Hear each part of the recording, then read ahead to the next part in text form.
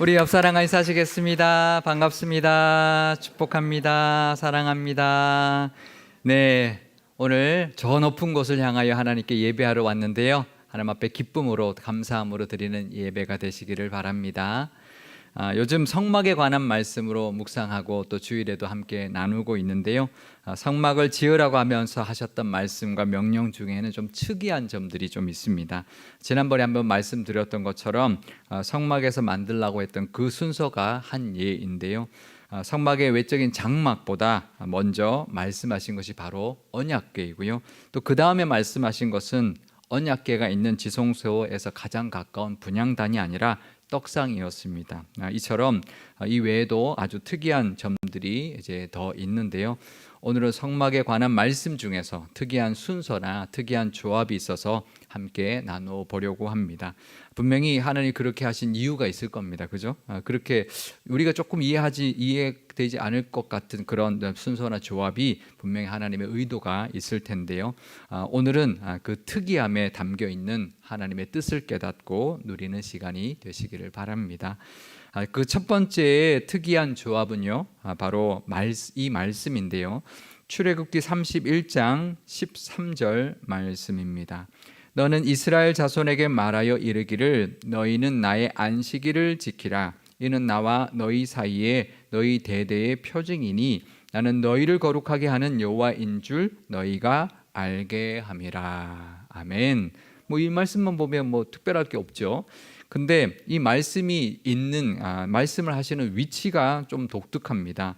하나님의 성막에 대해서 말씀하고 있었거든요. 언약궤를 만들어라, 떡상과 등잔대, 그리고 성막의 덮개, 그리고 제단, 제사장의 옷들, 또 분향단과 물두멍과 관유와 향을 그 순서대로 말씀하시면서 어떤 방법으로 어떤 재료로 만들어라라고 자세히 말씀하시면서, 그리고 갑자기 안식일에 대한 규례를 지금 이처럼 말씀하고 있는 것이죠. 우리가 떼놓고 보면 이상할 게 없지만 맥락을 보면 좀 이해가 안 되는 곳에 이 안식일의 규례가 들어있다는 것을 알 수가 있는데요.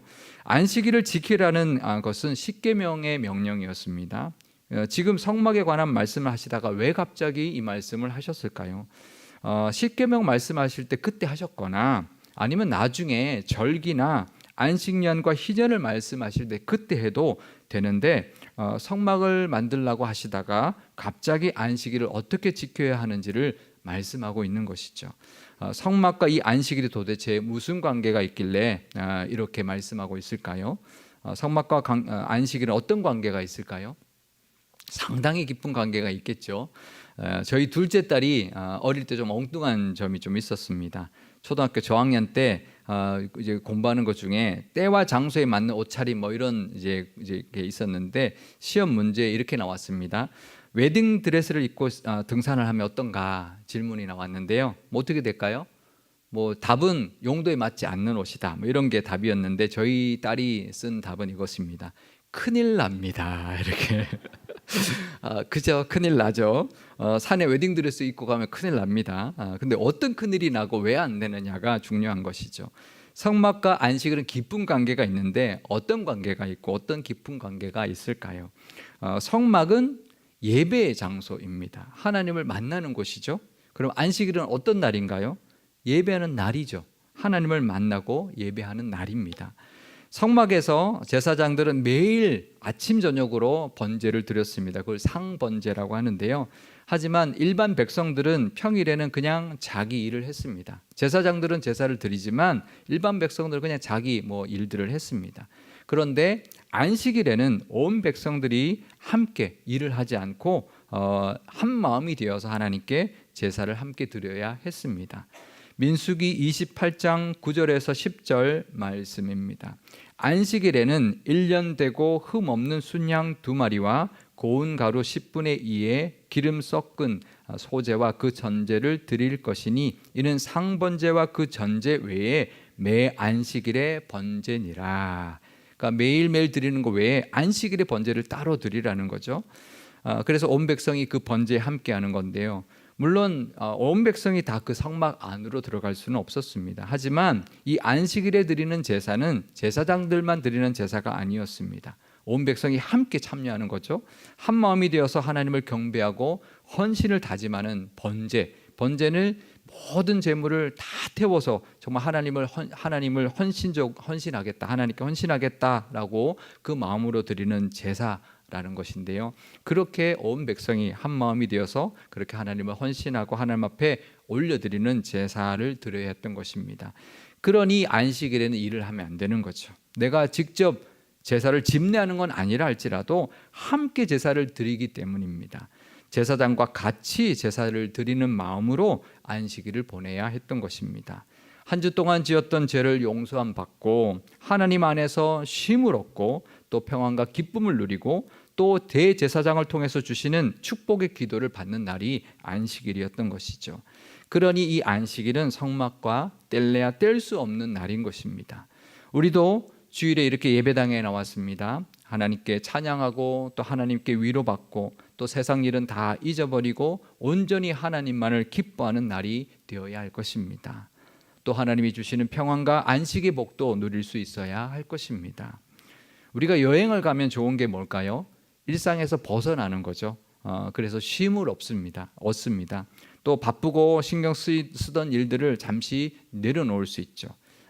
안식일은 그런 날과 같은 것입니다. 하나님의 품으로 와서 쉼을 얻고 그동안 힘들고 지쳤던 것도 다 내어놓고 정말 무거운 짐진 자들이 다 내게 오라, 내가 쉼을 얻게 할 것이다. 그 말씀처럼 하나님 안에서 안식과 회복의 은혜를 누리는 날이 안식일인 것이죠. 지금은 우리에게 주일이 그런 날인 것입니다. 성막은 하나님이 계시는 왕궁 같은 곳이라면 이 안식일은 하나님이 천지를 만드시고 안식한 날, 그 날에 참여하는 날인 것입니다. 하나님의 날에 우리가 감히 함께하는 것입니다. 마치 하나님의 잔칫날에 초청을 받아서 그 날의 그 기쁨과 은혜를 함께 누리는 것입니다. 그러니 안식일을 지키라고 하는 것은 율법, 의무적으로 지켜야 하는 것이 아닙니다. 하나님의 안식일에 초청을 받아서 하나님 앞에 감히 나와서 함께 기뻐하고 즐거워하고 한 주 동안 있었던 모든 일들을, 고단한 일들을 다 내려놓고 위로받고 쉼을 얻어서 다시 힘을 얻어서 다시 한 주를 하나님이 원하시는 모습으로 살아갈 수 있게 되는 특권 중에 특권의 날인 것이죠. 오늘 이 예배 자리에 나오셨는데요, 바로 하나님의 안식에 함께 하는 영광의 자리라는 것을 기억하시기를 바랍니다. 하나님이 천지를 만드시고 쉬셨던 그 안식일에 함께하는 것이고 그것에 초청받은 것입니다. 그러니 이 예배의 자리는 얼마나 우리가 사모해야 되는 자리인가요? 그리고 그 은혜, 안식의 은혜를 누리며 살아가는 저와 여러분 되시고 이 예배가 또 그런 예배가 되시기를 바랍니다. 두 번째로 특이한 조합은요, 바로 분향단인데요. 분향단의 위치를 다시 한 번 더 보여드리겠습니다. 언약궤가 있는 지성소 휘막 바로 이제 휘장 바로 앞에 놓여 있는데요. 그런데 분향단을 만들려고 한 것은 언약궤 다음에 떡상과 또 그 등잔대 다음도 아니었습니다. 성막 덮개를 만들려고 하시고 성막들에 있는 제단을 만들려고 하시고 제사장의 옷을 만들려고 하신 다음에 이 분향단을 만들려고 하셨습니다. 그러니까 분향단은 성소 안에 있는데 뜰에 있는 제단을 만들려고 하시고 다시 성소 안에 있는 분향단을 만들려고 하시고 다시 뜰로 가서 물두멍을 만들려고 하셨던 것이죠. 일반적으로 보면 성소 안에 있는 것들부터 다 만들고 순서가 좀 바뀌어도 성소 안에 있는 거 먼저 만들라고 말씀하시고 뜰로 가셔서 뜰에 두어야 할 것들을 만들라고 하실 것 같은데 성소에서 뜰로 갔다가 다시 성소로 왔다가 다시 뜰로 가는 거죠. 왜 이렇게 왔다 갔다 하시면서 말씀하셨을까요? 하나님 우리처럼 두서가 없으신 분이어서 그럴까요? 절대로 그렇지 않죠. 분명히 이유가 있습니다. 왔다 갔다 하신 이유가 분명히 있는 것입니다. 그건 바로 제단 다음에 분향단을 이야기하신 것은 이 제단과 분향단이 서로 긴밀한 연결이 되어 있기 때문입니다. 어떤 연결과 어떤 관계가 있을까요? 아주 깊은 연결과 관계가 있겠죠. 뭐냐면요, 둘 다 단으로 끝납니다. 분향단은 향을 피우는 곳인데 그러면 그냥 향로라고 할 수도 있을 텐데 분향단이라고 말합니다. 원어로 보면 더 정확한데요, 미스베하 미크타르 케토레트라고 합니다. 굉장히 길죠. 한국말은 짧은데 원어는 굉장히 깁니다. 향을 분향하는 제단 이렇게 되어 있습니다. 그러니까 미스베하흐가 제단인데요, 그러니까 향을 불살라서 올려드리는 제단이라는 거죠. 그래서 4절과 5절 오늘 본문에 보면 그냥 제단이라고 말합니다. 분향단인데 제단이라고 말씀하고 있는 거죠. 이 말은 단순히 그냥 분위기 좋으라고 피우는 향이 아니라는 거죠. 제단과 같다는 것입니다. 제단에서 제물을 잡고 하나님 앞에 올려드리는 것처럼, 태워서 하나님 앞에 올려드리는 것처럼 분향단은 향을 피워서 하나님께 올려드리는 곳이라는 거죠. 그러면 분향단에서 피우는 이 향은 무엇을 상징할까요? 요한계시록 5장 8절 뒷부분입니다. 네 생물과 24장로들이 그 어린 양 앞에 엎드려 각각 검은 고와 향이 가득한 금 대접을 가졌으니 이 향은 성도의 기도들이라. 성도의 기도라는 것입니다. 성경에서 향은 기도를 상징합니다. 하나님은 제단에 드리는 제물, 제단에서 태워서 드리는 제물도 향기로운 냄새다라고 말씀하셨습니다. 향을 피우는 것도 그냥 피우는 게 아니고요, 향긋하게 향이 나게 하는 그 향을 피우게 하신 것입니다. 그러니 기도가 그렇다면 우리의 기도도 하나님이 향긋하게 받으시는 향이라고 생각하며 드려야 합니다. 그러면 우리가 기도드릴 때 어떻게 될까요? 그냥 하나님께 건조하게 정말 하나님 앞에 정말 필요만 아뢰는 그런 기도가 아니라 하나님이 받으실 만한, 흠양하실 만한 기도를 드려야 되는 거죠. 그렇다면 우리가 먼저 기도할 때 감사부터 해야 합니다. 하나님 앞에 영광부터 드려야 하는 것입니다. 예배 나오시면 하나님이 함께 해주셨고 보살펴 주셨고 부어주신 은혜들이 있습니다. 그걸 먼저 감사하는 기도를 드려야 할 것입니다. 오늘도 예배당 나오셨는데 자리에 앉으셔서 기도하셨죠? 무슨 기도부터 나오시던가요? 저는 항상 예배당에 나와서 앉으면 감사부터 나오더라고요. 또 다시 한 주가 지나서 또 이 자리에 나왔구나, 하나님 앞에 이렇게 서게 되었구나, 그 자체가 감사하고요. 다 감사하고 모든 것이 다 하나님의 은혜입니다. 그 고백의 기도부터 나오던데요. 여러분들도 그러시죠? 하나님 앞에 감사가 먼저 나오는 그 기도를 하나님이 기뻐 받으실 것입니다. 하나님이 향기로운 그런 향처럼 그 기도를 받으실 겁니다. 그리고 그 기도부터 하고 그 다음에 우리의 필요와 소원을 하나님께 아뢰야 하는 것입니다. 빌립보서 4장 6절 말씀입니다. 아무것도 염려하지 말고 다만 모든 일에 기도와 간구로 너희 구할 것을 감사함으로 하나님께 아뢰라. 예배 가운데 드리는 우리의 기도가 하나님이 늘 기뻐하고 또 향긋하게 받으시는 그런 감사와 찬양이 있는 기도, 또 믿음으로 드리는 그런 기쁨의 시간이 되시기를 바랍니다. 우리가 드리는 기도가 마음이 합해질 때 하나님이 정말 향기로 받으시는 그런 기도가 될 것입니다. 우리가 예배당에서나 늘 기도할 때 정말 하나님이 받으실 만한 그런 향기로운 기도로 올려드리는 저와 여러분 되시기를 바랍니다. 그런데 이 향은 보통 향이 아니었습니다. 하나님께 드리는 향은 아주 특별한 향이었는데요. 출애굽기 30장 34절 말씀입니다. 여호와께서 모세에게 이르시되 너는 소합향과 나감향과 풍자향의 향품을 가져다가 그 향품을 유향에 썩되 각기 같은 분량으로 하라. 그러니까 소합향, 나감향, 풍자향의 향품을 유향에 섞어서 만들려고 했는데요.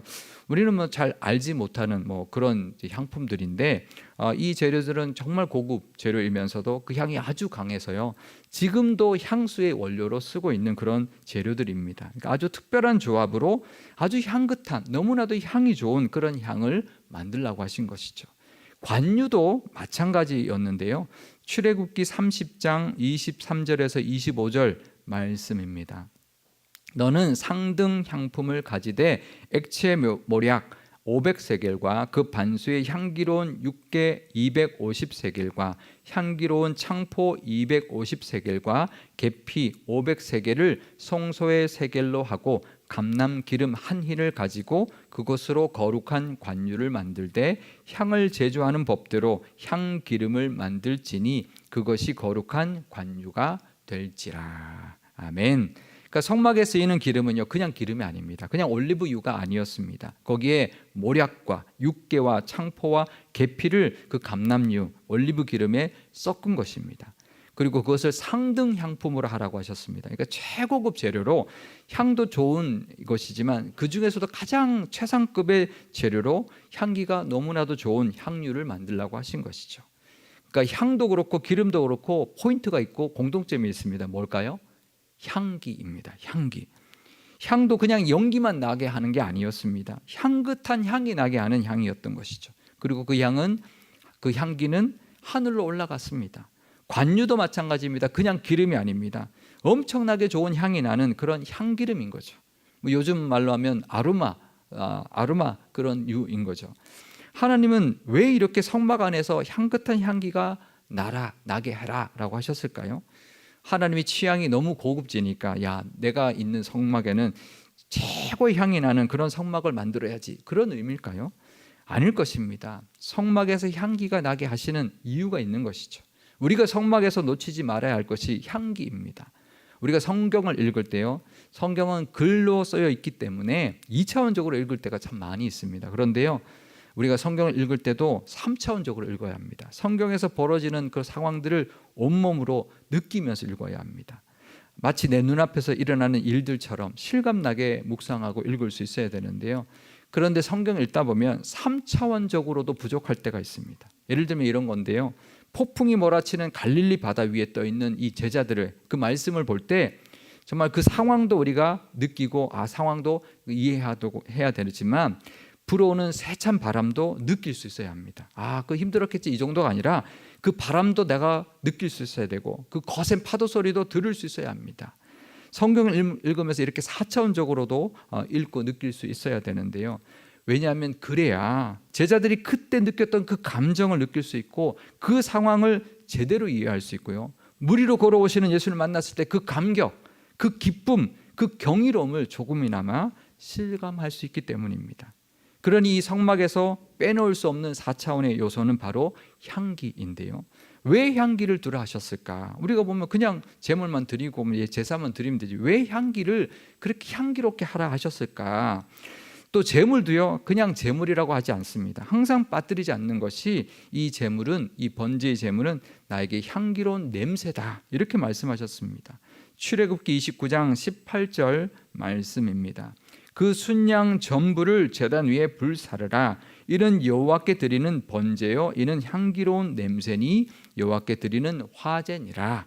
번제는 하나님 앞 다 태워드리는, 온전히 드리는 제사고, 화제는 불에 태워드리는 제사인데 번제다, 화제다 이렇게만 말씀하지 않고요, 이거는 내가 받는 향기로운 냄새다라고 말씀하십니다. 우리가 레위기 말씀 나중에 또 묵상하실 텐데 거기에 보면 제사들 쭉 말씀하실 때요, 항상 빠뜨리지 않는 것이 그 제물은 나에게 향기로운 냄새라고 하십니다. 왜 그것을 그렇게 해도 강조하실까요? 성막에 그러니까 예배는 향기라는 거죠. 예배는 우리가 향기라는 개념을 잊지 말아야 합니다. 우리가 드릴 때, 찬송할 때도 아까 우리가 부르셨을 때 정말 하나님 앞에 향기롭게 올려질, 하나님 받으실 만한 그런 향기의 그런 찬송을 드리셨나요? 우리가 좀 이따가 찬송 부를 때도 하나님이 정말 내 찬송을 흠양하시는, 정말 향기롭게 받으시는 그런 찬송으로 그렇게 받을 만큼 그런 마음으로 하나님을 찬송해야 하는 것입니다. 성막에 쓰이는 향과 기름에도 향기로운 냄새가 나게 하셨습니다. 그렇다면 우리가 예배 나올 때 향기를 어떻게 해야 될까요? 향수 뿌리고 나오라는 뜻인가요? 아니죠. 그 향기는 코로 맡는 게 아닙니다. 영으로 받으시는 거죠. 우리가 영으로 드리는 향기인 것입니다. 하나님이 향기롭게 받으시는 예배를 드려야 합니다. 예배는 향기다, 기억하시기를 바랍니다. 예배 중에 우리가 찬양할 때 향기를 올려드리는 것처럼 정말 하나님이 찬양 들었을 때 향기롭구나, 감미롭구나, 정말 온 마음으로 찬양하는구나 느낄 수 있게 그렇게 하나님께 찬양해야 되는 것이고요, 기도할 때도 우리의 기도가 정말 간절함으로 드려서 하나님이 정말 향기롭게 받으시는 그런 향이 나는 그런 기도, 하나님이 기뻐하시고 흡족해 할 만한 그런 예배가 되어야 하는 것입니다. 그런데 그뿐이 아닙니다. 예배당에 드린 예배뿐만 아니라 우리가 살면서 드리는 삶의 예배도 마찬가지입니다. 하나님이 향긋하게 받으시는 그런 예배가 되어야 할 것입니다. 하나님이 원하시는 모습으로 거룩하게 또 구별되게 성결하게 살아갈 때 우리의 삶이 하나님이 향긋하게 받으시는 향기가 될 것이고 향기로운 예배가 될 것입니다.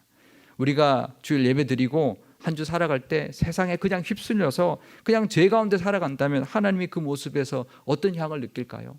악취를 느끼지 않을까요? 하나님이 받으실 만한 향기로운 예배의 모습으로 살아가셔야 할 것입니다. 한번 돌아보시기 바랍니다. 제가 오늘 그동안 우리가 드린 예배 향기로운 예배였을까? 한 주 동안 내 삶이 정말 향기로운 모습이었을까? 하나님이 흠양하실 만한 모습이었을까? 돌아보실 수 있기를 바랍니다. 우리의 삶이 향기롭게 받으실 만한 향기로운 예배, 우리의 예배가 하나님이 기뻐하시는 향기로운 예배가 되어야 할 것입니다. 고린도후서 2장 15절 말씀입니다. 우리는 구원받는 자들에게나 망하는 자들에게나 하나님 앞에서 그리스도의 향기니. 그러니까 우리는 예배뿐만 아니라 우리의 삶 자체가 향기가 되어야 합니다. 믿는 사람뿐만 아니라 안 믿는 사람들에게도 향기가 느껴져야 합니다.